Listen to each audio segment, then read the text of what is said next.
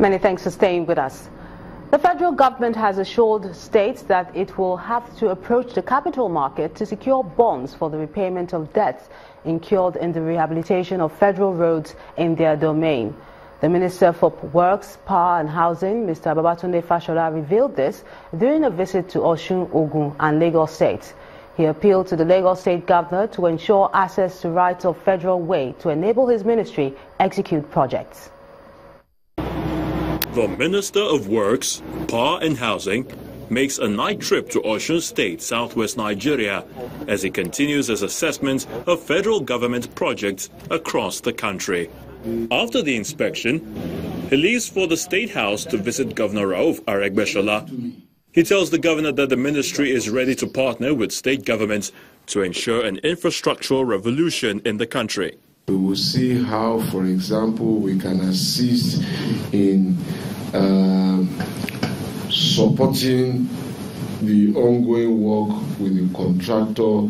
I believe it's Radcon that you have on that road. Radcon on the section, yes. Samia on the other. Because we have a relationship like that with another state government. His tour of southwestern states continues in Ogun State, where he is welcomed by Governor Ibikule Amosu in Abeokuta, the state capital. The next day, the minister heads for the inspection of the first phase of the Olorunsogo power plant located in Ifo local government area. The Ogun State governor uses the occasion to challenge the federal government to facilitate the development of the sector to stimulate economic recovery. Know the challenges, we cannot be unmindful of those challenges. The challenges we have that is really affecting this generation of power. I'm sure everything is being addressed. But all in all, we want to say this, and I have to thank again Mr. President for his initiative. This was not just yesterday. This has been yesterday in this case since it was even when I was in the Senate. For Mr. Fashola, the federal government is resolved to ensure adequate power supply for domestic and industrial use. The next port of call is Lagos State. Mr. Babatunde Fashola is received at the State House by Governor Akumi Ambode and his deputy. It is a homecoming for the former governor of Lagos State, being his first visit to the State House since he handed over power to his successor in May 2015. Mr. Fashola affirms that the major challenges in executing projects in Lagos is lack of access to right-of-way and release of land for federal housing projects.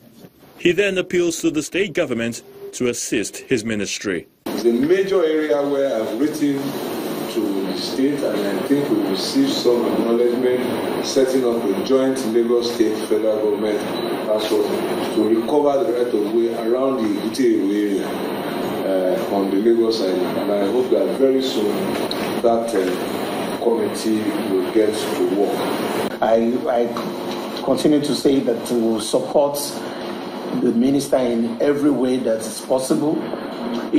Everything that we have actually talked about in terms of outstanding debts by the ministry or issues that relates to projects, the minister is obviously more vast than me in those areas and those agitations. And we haven't done the same thing in the last 8 years. The minister is expected to inspect projects around Lagos in the coming days. To health matters now, the battle to ensure Nigeria attains a polio-free status has continued as various state governments intensify vaccination and awareness campaigns. In Bayelsa State, the government has begun the 2017 immunization program as a deputy governor insists the state will not compromise its stance on the protection of children.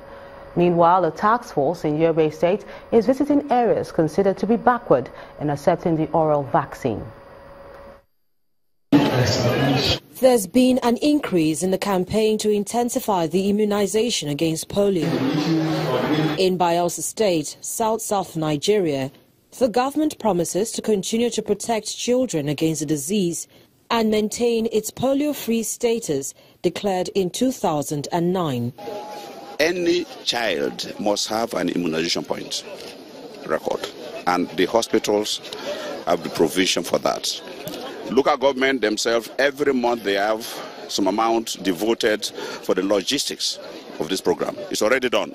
The campaign to immunize children against polio goes beyond Yenagoa, the state capital. For now, what is very paramount is the fact that we are trying to ensure that we don't miss out any child in terms of the immunization activities. That is why you see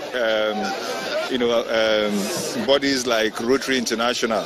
They are here and they are going to supervise and monitor what is going on for the next 4 days. These mothers are grateful for the opportunity to keep their children protected. We are very happy that the government is getting us educated also to get the awareness to vaccinate our children so that they will be free from all diseases, future diseases that may come to attack them later in the future. Today I thank God for making it possible for me to be in this program. In Yobe State, northeast Nigeria, many communities are still wary of the vaccination process. The Deputy Governor, Abubakar Aliyu, is the chairman of the task force, and he leads members of the committee to 3 council areas considered backward in accepting the oral vaccine. We are here to urge you to come out with your council members, your ward heads, your village heads, together with the chairman of the local government, to move out and campaign vigorously for the eradication of this disease. Are you or someone close to you going through prolonged adverse life events such as unemployment, bereavement, and psychological trauma? Then it's time to seek proper medical attention. On our Focus on Health tonight, mental health experts explain that with proper care and medication, people with health problems, including depression, can begin to lead normal lives. Our health correspondent, Yobe Otagbe, tells us more.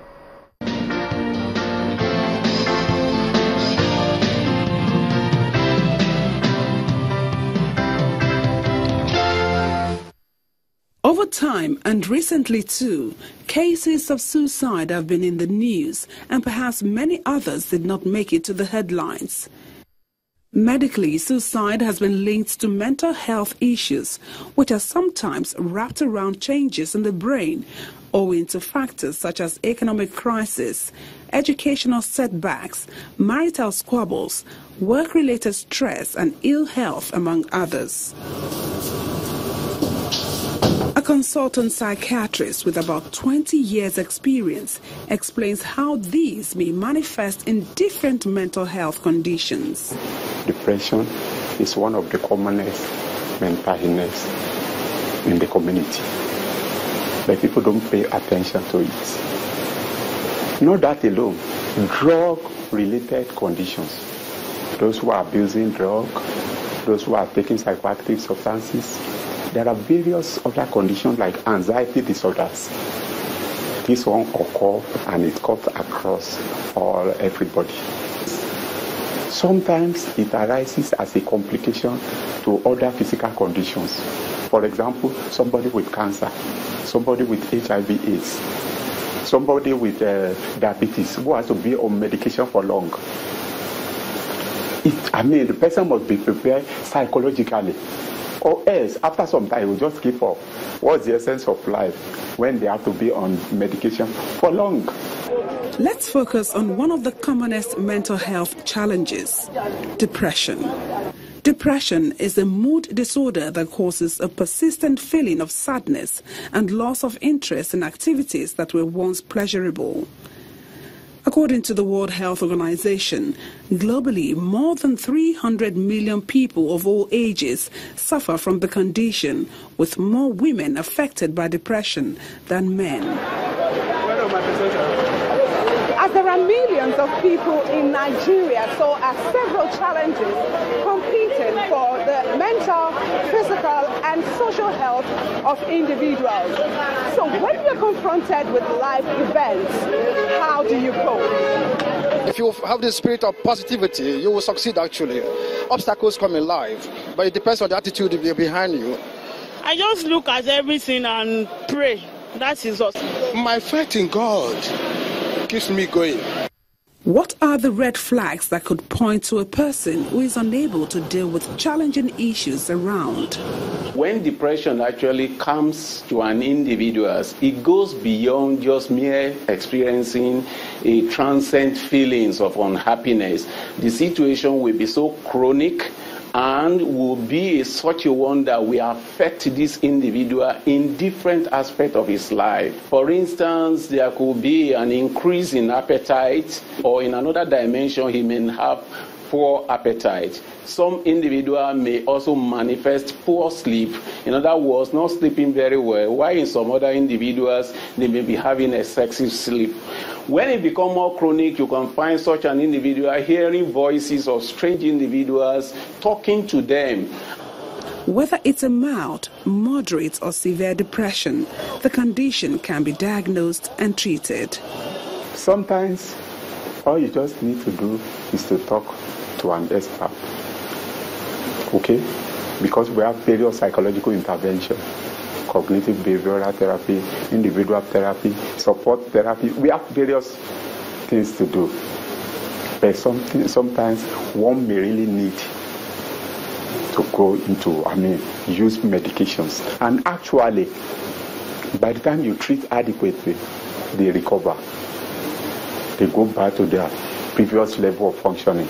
We need to help that individual to come out. And one way we can help them is to meet professionals. Call them for assistance or take them to where they can be treated for proper management, because criticizing them will worsen the condition. Not assisting them will worsen the condition. Even assisting them wrongly will worsen condition.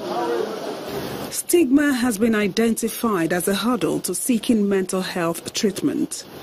While family members, friends, and indeed the society lend a positive helping hand to people with symptoms of depression, the government is expected to integrate mental health services into primary health system so that counseling, support, and treatment become closer to those who need them. Yobe Otaibo reporting for Channels Television News.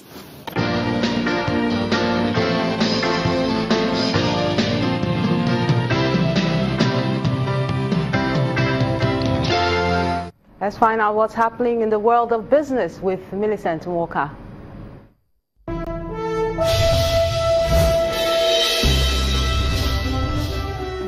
Many thanks, Melinda.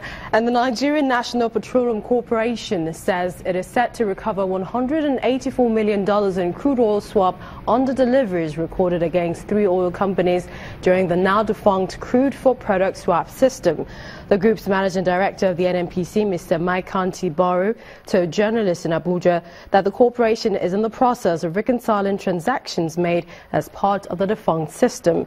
According to him, the companies involved are Ayeto Energy Resource Limited, Ontario Oil and Gas Limited, and Televirus Group. Last year, Nigeria replaced crude oil swap deals with a system under which it will directly sell crude oil to refiners and purchase refined oil products from them. A financial consultant and former economic advisor to the Enugu State government, Mrs. Loretta Anyagolu, is advocating the need for the Central Bank of Nigeria to reduce its interest rates to enhance growth in Nigeria's real sector. She tells Channels Television in this interview that lowering the cost of borrowing will boost the private sector. The current situation Nigeria finds itself in, it requires a lower interest rate for the real sector to grow. We believe that the Nigerian economy will continue to shrink if the private sector does not have sufficient access to credit, to borrowing and financing. What I think is that the central bank, for instance, should run a discriminatory exchange rate regime as opposed to a discriminatory foreign exchange regime where they are giving certain preferences for foreign exchange purchases to certain sectors. Why do I say that? If you have a discriminatory interest rate regime, what happens is that the private sector that will give boost, like the agriculture, manufacturing, and so on, can borrow money at single digits at very low rates. And that's Business News Tonight. Let's join Melinda for the rest of the news.